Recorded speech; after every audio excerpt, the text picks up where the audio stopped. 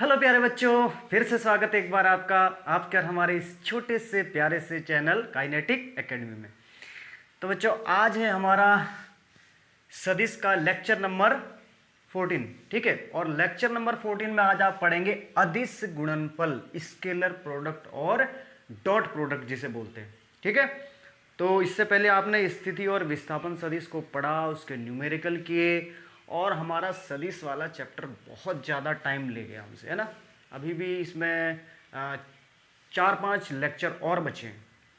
बेटा, मैंने पहले ही कहा था आपको कि कोई भी टॉपिक छोड़ा नहीं जाएगा, भले देर हो जाए, ठीक है ना। रिवीजन आपका जरूर कराऊंगा, ये भी बात है, ठीक है। तो चलते हैं अब बिना समय गंवाए, दो सदिशों का गुणन क्या है पहले ये देखते हैं। दो सदिशों का गुणन, मल्टीप्लीकेशन ऑफ वेक्टर, ठीक है। यदि हम सबसे पहले देखते हैं, यदि हम किसी अदिश की गुणा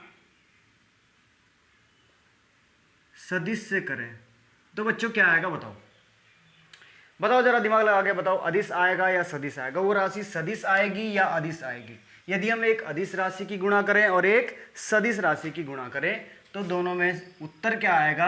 अदिश में आएगा या सदिश में आएगा, ठीक। अदिश और सदिश की यदि हम गुणा करते हैं तो क्या आएगा? क्या आएगा? ये बच्चों आंसर आएगा सदिश। कैसा आएगा? सदिश। देखो, आपको एक फार्मूला याद होगा अच्छी तरीके से कि बल, यदि हम देखो किसी वस्तु पर या किसी कण पर, ठीक है, किसी वस्तु पर हमारे पास ये m द्रव्यमान का कोई पिंड है, इस पर हमने क्या किया, ये किसी त्वरण से त्वरित हुआ, है ना। इसका कोई तो भाई m द्रव्यमान है, a त्वरण से ये त्वरित हुआ, ठीक। तो इस पर लगने वाला फोर्स कितना था बच्चों? इस पर लगने वाला फोर्स कितना होगा? अरे यार, तुम्हें पता है, 11th में तुम पढ़ चुके हो पहले, यानी कि 10th में पढ़ चुके हो, है ना। F बराबर ma, ये फार्मूला तो सबको पता है भाई। बल बराबर द्रव्यमान गुणा द्रव्य, द्रव्यमान गुणा त्वरण, ये फार्मूला तो पढ़ चुके हो यार। बल बराबर द्रव्यमान गुणा त्वरण, यही तो है ये फार्मूला, ठीक है। अब द्रव्यमान कैसी राशि है? द्रव्यमान तो अदिश राशि है, स्केलर है। द्रव्यमान कैसी राशि है? अदिश राशि है। त्वरण कैसी राशि है? सदिश राशि है। अब ये मिलकर क्या बना? दोनों से मिलकर क्या बना? बल। और बल कैसी राशि है? सदिश राशि। यहां पे कंफर्म हो गया आपका, यानी कि यदि अदिश और सदिश की गुणा हो, यदि अदिश राशि हो कोई और सदिश राशि हो, तो उनका गुणनफल क्या आएगा? एक सदिश के रूप में आएगा। तो उनका गुणनफल किस रूप में आएगा बच्चों? सदिश के रूप में आएगा, ठीक है। इतना कंफर्म हो गया? चलो ठीक है, चलते हैं आगे। चलो एक और उदाहरण लेके देख लेते हैं, ठीक है। यदि हमारे पास कोई एक सदिश है, वेक्टर ए बराबर, ठीक, 3i कैप प्लस के 2j कैप प्लस के 4k कैप। ये कैसी है भाई? ये तो वेक्टर क्वांटिटी है, ठीक है, यानी कि सदिश है। और x बराबर कितना है? 4 है। x बराबर 4 है। ये कैसी राशि है बच्चों? ये एक स्केलर क्वांटिटी है, ये एक अदिश राशि है। इसकी कोई दिशा नहीं है, इसकी कोई भी दिशा नहीं है, ठीक है। यदि हम यहाँ पे इन दोनों की गुणा करना चाहें, यदि हम यहाँ पे इन दोनों की गुणा करना चाहें, ठीक है, तो देखो अदिश गुणा सदिश, यानी कि x into A is equal to, कर दो भाई, 4 से गुणा कर दो। किस में गुणा करोगे तुम? 3i कैप प्लस के 2j कैप प्लस के 4k कैप, गुणा कर दो। 4 तिये 12i कैप प्लस के 4 दूने 8j कैप प्लस के 4 चौके, कितना आएगा? 16k cap. देखो आंसर किस में आया? हमने यहां पे किसकी गुणा की? अदिश की गुणा की, और ये किसकी गुणा की थी? सदिश की गुणा।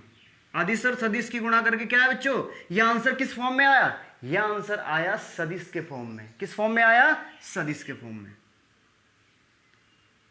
अब मुझे ऐसा लगता है कि आप अच्छी तरह इस टॉपिक को समझिए, ये इतना सा पार्ट तो समझ गए बहुत अच्छी तरह। एक बार देख लें यार स्क्रीन में आ भी रहा है या नहीं आ रहा है, कहीं ऐसा तो नहीं स्क्रीन से बाहर जा रहा है। बिल्कुल बहुत अच्छी तरह आया, लेकिन उधर से थोड़ा बाहर चले गया, है ना। द्रव्यमान गुणा त्वरण जो है ये यहाँ से थोड़ा आउट ऑफ कंट्रोल हो गया ना, ठीक है। क्या है, बल बराबर द्रव्यमान गुणा त्वरण, द्रव्यमान गुणा त्वरण। तो ये द्रव्यमान कैसी राशि थी, कैसी थी, अदिश, और त्वरण कैसी राशि थी, सदिश, है ना। अब ठीक है, देखें जरा, अब तो आ रहा होगा, बिल्कुल अब ठीक आ रहा है, साफ दिखाई दे रहा है, ठीक है। थोड़ा सा इसे हम ऐसे कर देते हैं, बस अब ठीक है, क्लियर हो गया। चलो जल्दी से जिसको उतारना है वो नोट करो, फिर आगे चलते हैं। जल्दी जल्दी से बच्चों उतारें, जल्दी जल्दी से। अब है बच्चों, यदि हम दो सदिशों की गुणा करें, अभी हमने गुणा की थी अदिश और सदिश की, तो हमें कैसी राशि मिली थी, सदिश राशि मिली थी। यदि हम दो सदिशों की गुणा करें तो हमारे पास दो आंसर आते हैं, क्या, अदिश और सदिश में। एक्चुअल में है क्या, जब गुणा करके आएगा तो भाई गुणनफल होगा, यानी कि एक अदिश गुणनफल आएगा और एक क्या आएगा, सदिश गुणनफल आएगा। कहने का मतलब क्या है कि कभी कभी अदिश आता है और कभी कभी सदिश आता है, ठीक। अब हम इसे ले चलते हैं, यदि हमारे पास क्या आता है, अदिश गुणनफल कैसे आएगा। देखो, यदि बच्चों हमारे पास, आपको एक फार्मूला अच्छी तरह से पता है, ठीक, कार्य बराबर क्या होता है, बल गुणा विस्थापन। कार्य बराबर क्या होता है बच्चों, W is equal to F into D, force into displacement, ठीक। तो ये क्या है, देखो अब आपको पता है कि फोर्स कैसी क्वांटिटी है, फोर्स कैसी यानी कि बल कैसी राशि है, बल है सदिश राशि है, बल है सदिश राशि है, और विस्थापन भी कैसी राशि है, सदिश राशि है, विस्थापन भी सदिश राशि है, और कार्य कैसी राशि है, अदिश राशि है। कार्य कैसी राशि है, दो सदिशों की गुणा करके क्या आता है, एक अदिश, ठीक। तो उसे क्या कहते हैं हम, अदिश गुणनफल कहते हैं, स्केलर प्रोडक्ट कहते हैं, डॉट प्रोडक्ट भी कहते हैं, यानी कि जब इनके बीच में डॉट लगाते हैं तो वहां समझ लेना वो अदिश गुणनफल, अभी बताएंगे, आगे बताएंगे, ठीक है। तो ये क्या है, सदिश गुणा सदिश, ठीक, सदिश गुणा सदिश। अब देखो ये क्या है बेटा, अब इसको हम ऐसे नहीं लगाएंगे, अब क्या लगाएंगे, क्योंकि ये हमारे पास कैसा है, अदिश गुणनफल आया है, तो इसको अब हम क्या, डॉट से प्रदर्शित करेंगे, डॉट से प्रदर्शित करेंगे। एक फार्मूला और भी है शक्ति का,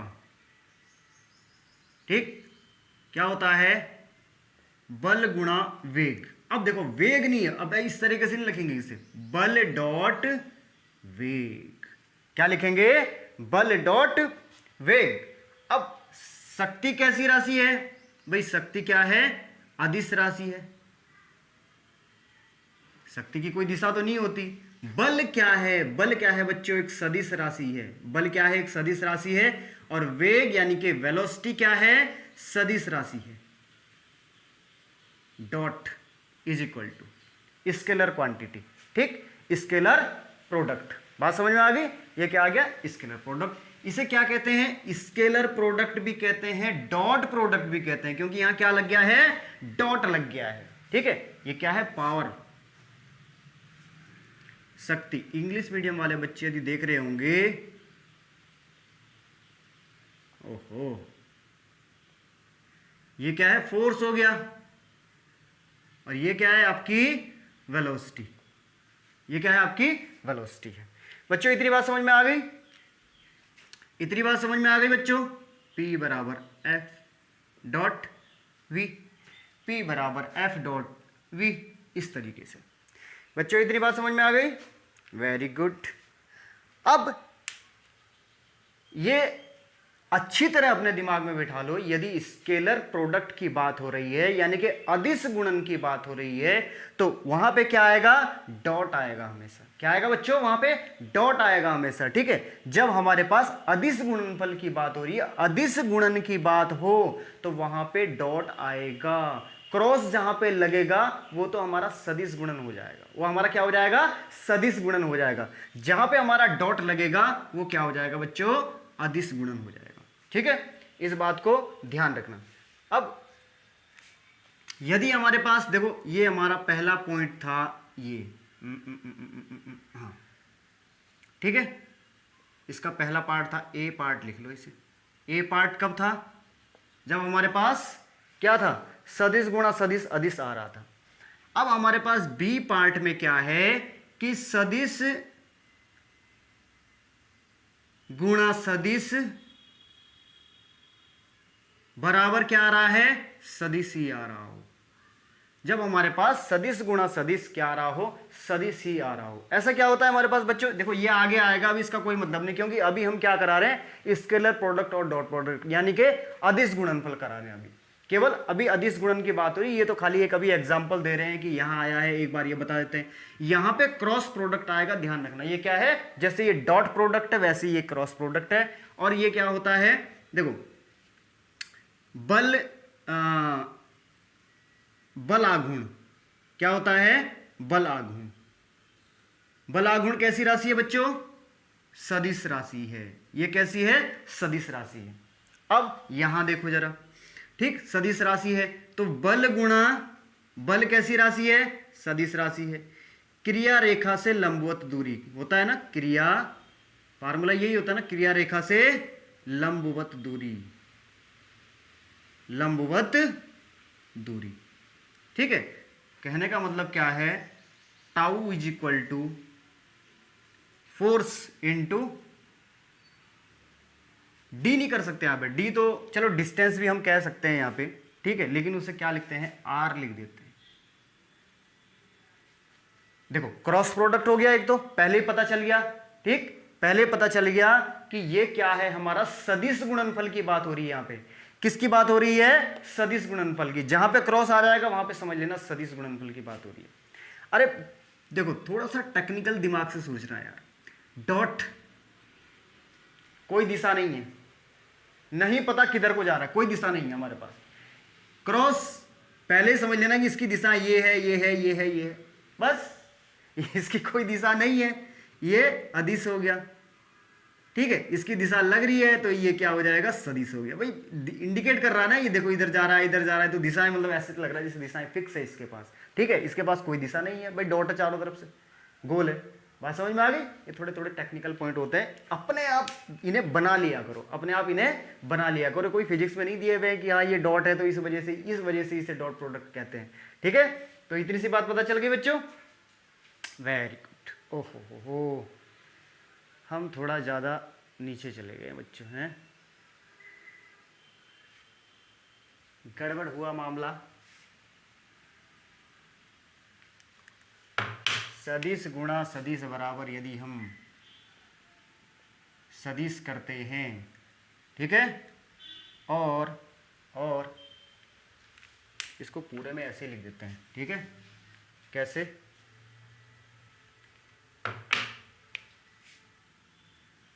देखो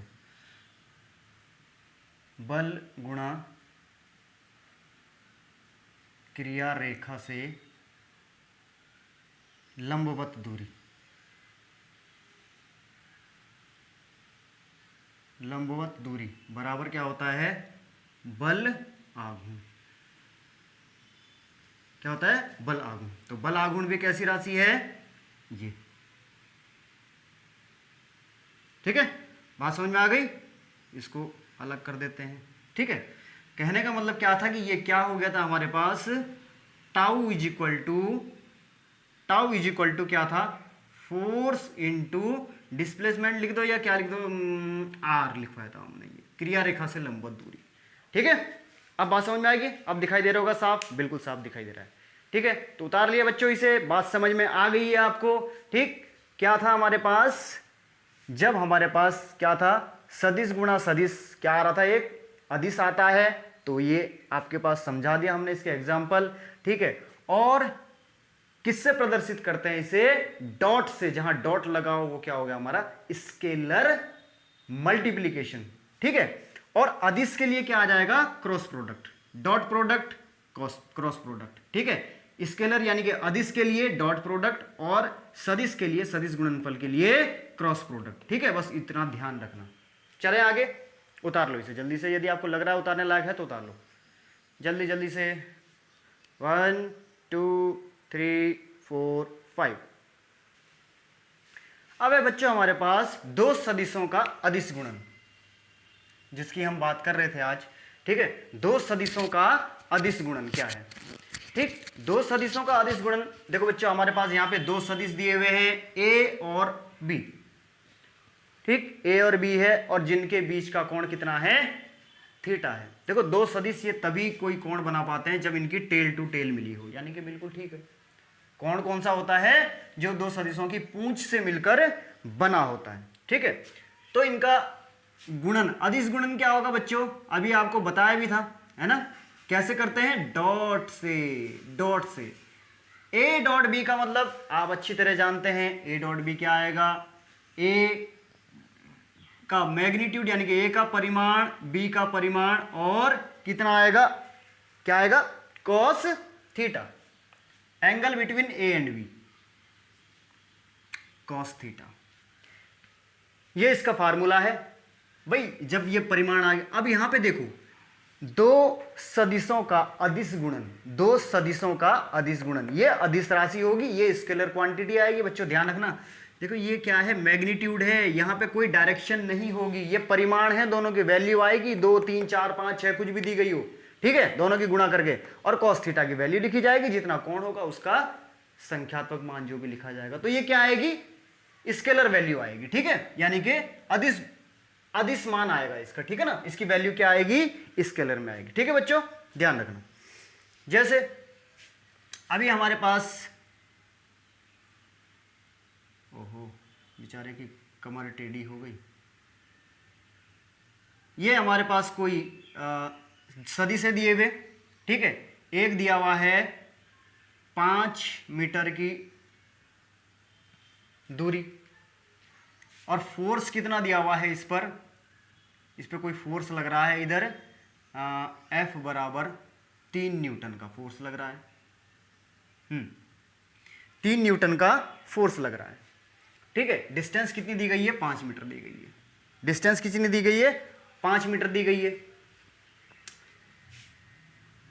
15 कर लेते हैं इसे, क्या करते हैं 15, चलो इसे भी 5 ही कर लेते हैं, इजी हो जाएगा थोड़ा और सवाल। कैसे इजी हो जाएगा अभी पता चल जाएगा।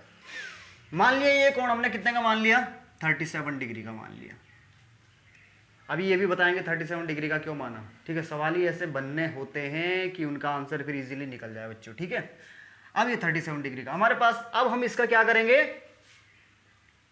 भाई, स्केलर प्रोडक्ट हम फाइंड करेंगे, यानी कि अदिश गुणन क्या हो जाएगा बच्चों, अदिश गुणन यानी कि वेक्टर ये है, वेक्टर भी ये है, ठीक भाई। ये दोनों क्या है, डिस्प्लेसमेंट यानी कि विस्थापन। अरे यार ये दोनों को तो हमने क्या रखना था, सदिश ही रखना था, ठीक है। ये दोनों तो हमारे पास क्या है, सदिश, दोनों सदिशों के अदिश गुणन की बात हो रही है ना, तो ये क्या है, विस्थापन है, डी डिस्टेंस मत सोच लेना तुम, ये क्या है, विस्थापन है।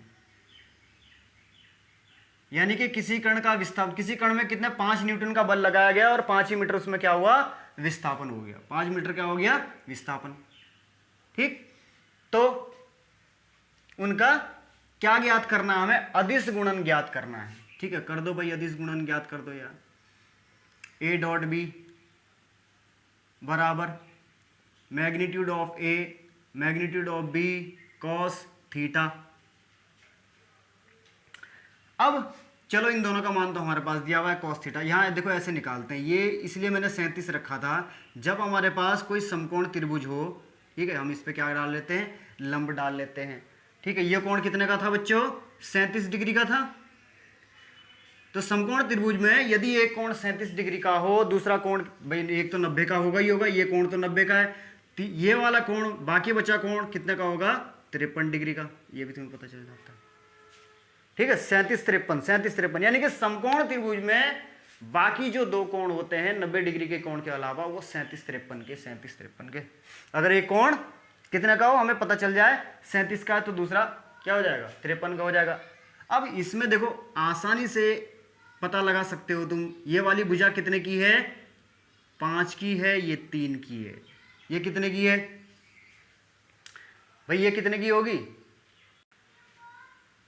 अब बच्चों हमें यहाँ पे क्या है ए और बी की वैल्यू तो पता है, ठीक है। कॉस थीटा का मान हमें ज्ञात करना है। कॉस थीटा क्या होता है आधार बटे कर्ण, ठीक है। तो ये हमने क्या बना लिया कि समकोण त्रिभुज बना लिया, यहाँ से आधार बटे क्या है आधार बटे कर्ण। तो हमारे पास क्या था जब मैंने आपको ये बताया कि ये वाला कोण 53 डिग्री का है तो इसकी दो भुजाएं ये 5 ये 3, ये अपने मन में रट लो बच्चों, ठीक है। यदि कोई कोण यहाँ पे समकोण त्रिभुज में इस तरीके से कोण हो 37-53, तो यानी कि बड़ी वाली भुजा 53 डिग्री के कोण पर एक 5 वाली होगी, एक 3, 5 3 53 5 3। आई बात समझ में, टेक्निक लगानी पड़ेगी थोड़ी, ठीक है। 5 3 53 और ये 5 की होती है तो ये वाली तो 4 की होगी भाई। कर्ण का वर्ग में से कितने का घटाओगे, ये लंब का वर्ग तो आधार अपने आप आ जाएगा, ठीक है 4। अब हमारे पास वैल्यू पुट कर दो बच्चों, ए की वैल्यू कितनी है यानी कि सदिश ए कितना है 5 गुणा ये भी कितना है 5 कॉस थीटा यानी कि आधार बटे कर्ण, आधार बटे कर्ण 4/5, 5 से 5 खत्म हो गया, ठीक। ये कितना आ गया 5 चौक 20, कितना 20 क्या हो जाएगा भाई a इंटू बी की वैल्यू कितनी आ गई हमारी 20। भाई इतनी बात समझ में आ गई बच्चों, इतनी बात समझ में आ गई। अब ये क्या है बल, बल गुणा विस्थापन, बल गुणा विस्थापन अभी थोड़ी देर पहले बताया भी था आपको यार, डॉट बल गुणा विस्थापन बराबर क्या होता है हमारे पास कार्य, कार्य बराबर बल गुणा विस्थापन। इसका मतलब क्या हुआ यहाँ पे कार्य, तो इसको 20 को किस में लिखा जाएगा बच्चों जूल में लिखा जाएगा, किस में लिखा जाएगा जूल में लिखा जाएगा आंसर। और जो कि ये क्या है अदिश राशि है, जो कि ये क्या है अदिश राशि है, ठीक है। यानी कि दो सदिशों का गुणनफल क्या आया, दो सदिशों का गुणनफल एक अदिश राशि, दो सदिशों का गुणनफल एक अदिश राशि। उतार लो बच्चों जल्दी से, जल्दी से उतार लो, फिर कुछ इंपॉर्टेंट पॉइंट्स आपको लिखाते हैं।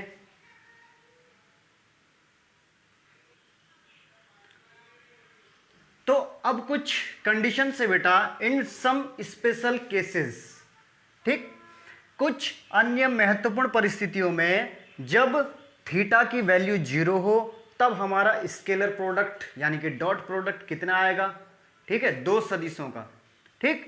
जब हमारे पास थीटा की वैल्यू 180 डिग्री हो तो ए और बी यानी कि दो वेक्टर क्वांटिटीज का प्रोडक्ट कितना आएगा, स्केलर प्रोडक्ट है ना, वेक्टर क्वांटिटी का स्केलर प्रोडक्ट। स्केलर प्रोडक्ट कहां से पता चल रहा है बच्चों हमें, जो ये हमने डॉट लगाया है इससे। आप स्केलर प्रोडक्ट भी कह सकते हो, डॉट प्रोडक्ट भी कह सकते हो, जो भी आपको कहना चाहे, बस आपको पता होना चाहिए कि वास्तव में ये है क्या, ठीक।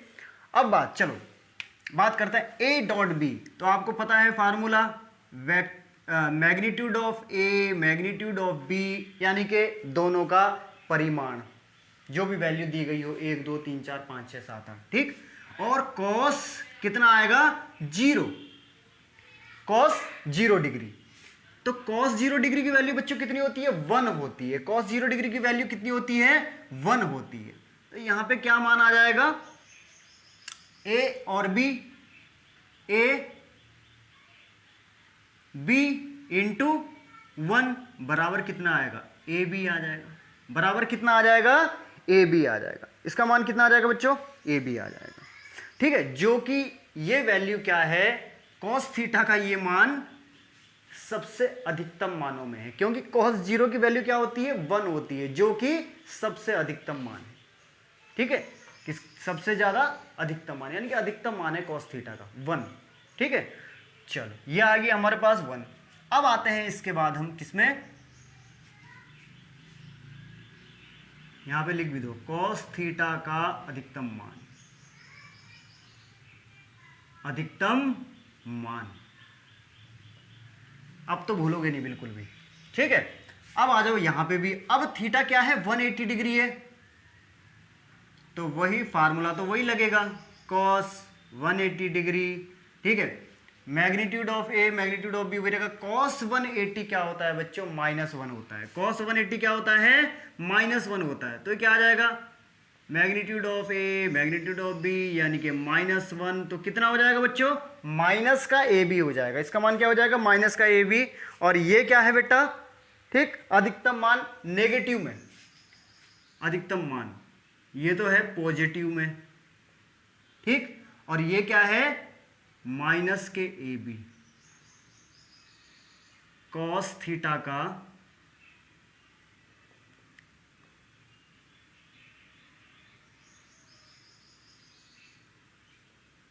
अधिकतम मान, किसमें, नेगेटिव में।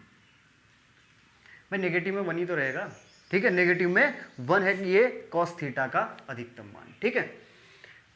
अब बात आती है जब थीटा बराबर 90 डिग्री हो, मोस्ट इंपोर्टेंट क्या है, मोस्ट इंपोर्टेंट, इसे याद रखना। यानी कि दो सदिश यदि परस्पर लंबवत हो, 90 डिग्री का मतलब क्या है कि दो सदिश यदि परस्पर लंबवत हो, ठीक है, तो उनका अदिश गुणन यानी कि स्केलर प्रोडक्ट क्या होगा या डॉट प्रोडक्ट क्या होगा, ठीक। तो ये क्या है, A B cos 90 degree is equal to क्या हो जाएगा बच्चों, ए बी कॉस 90 की वैल्यू क्या होती है, 0 होती है कॉस 90 की वैल्यू, तो ये क्या आ जाएगा, 0 आ जाएगा, ये क्या आ जाएगा, 0 आ जाएगा। तो वेक्टर हमारे पास क्या आया, vector A dot B is equal to 0 आ गया, ठीक है।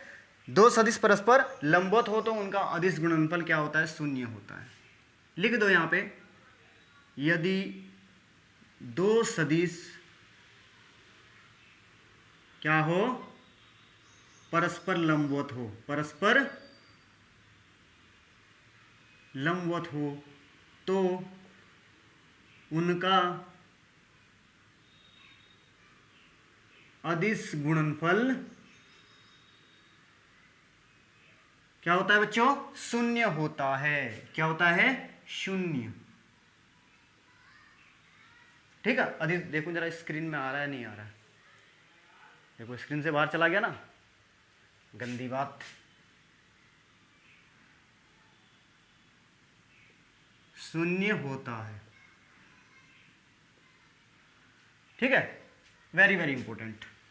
अब क्या है, जब थीटा का मान 90 डिग्री से कम हो, जब थीटा का मान 90 डिग्री से कम हो तो डॉट प्रोडक्ट कितना आएगा बच्चों, देखो थीटा का मान 90 डिग्री से, कॉस का मान 0 से लेकर 90 तक क्या रहता है, हमेशा पॉजिटिव रहता है। कॉस का मान 0 से 90 तक क्या रहता है, पॉजिटिव रहता है। तो वेक्टर ए वेक्टर बी, ठीक है, ये क्या रहेगा, मान पॉजिटिव रहेगा, ठीक है। तो A B positive, A B क्या रहेगा बच्चों, पॉजिटिव, ठीक है। या आप खाली ए भी लिख सकते हो, पॉजिटिव रहेगा मान, बस मान इसका वैल्यू क्या रहेगी, पॉजिटिव रहेगी। अब 0 अगर क्या है, सॉरी गलती हो गई, थीटा क्या है यहाँ पे, हाँ ठीक है बिल्कुल सही है। थीटा क्या है, मैंने कहा था यदि थीटा का मान 90 डिग्री से कम हो तो कॉस में यदि थीटा 90 डिग्री से कम होता है तो उसका मान क्या रहता है, हमेशा पॉजिटिव। और कॉस में यदि थीटा 90 डिग्री से 90 से 180, ध्यान रखना इसका, 90 से 180 में, क्योंकि ये क्या है, थीटा इज ग्रेटर देन 90, तो क्या हो जाएगा इसकी वैल्यू कितनी हो जाएगी, नेगेटिव हो जाएगी। क्यों हो जाएगी, नेगेटिव हो जाएगी। बात समझ में भाई, कॉस में जो है 0 से 90, तो यहां पे ये क्या रहेगा, पॉजिटिव रहेगा, ठीक है। यहां क्या है 90 टू 180, यहां पे नेगेटिव हो जाएगा, यहां पे भी क्या रहेगा, नेगेटिव, यहां पे पॉजिटिव। यानी कि कॉस जो है 0 से 90 तक पॉजिटिव रहता है और 90 टू 180 नेगेटिव रहता है। कॉस की बात हो रही है, ठीक है, कॉस की बात। फिर 180 टू 270, 180 टू 270, 0 टू 90, यहां भी नेगेटिव रहता है। और 270 से 360 तक यहां क्या रहता है, पॉजिटिव रहता है। तो इस बात का ध्यान रखें बच्चों, जल्दी जल्दी से छाप लें जरा, बहुत जल्दी करें। आपको अच्छी तरह समझ में आ गया होगा ये, है ना? नहीं समझ में आया तो भी आप कमेंट बॉक्स में लिख सकते हैं मेरे को। चलो आगे बढ़े। ओके।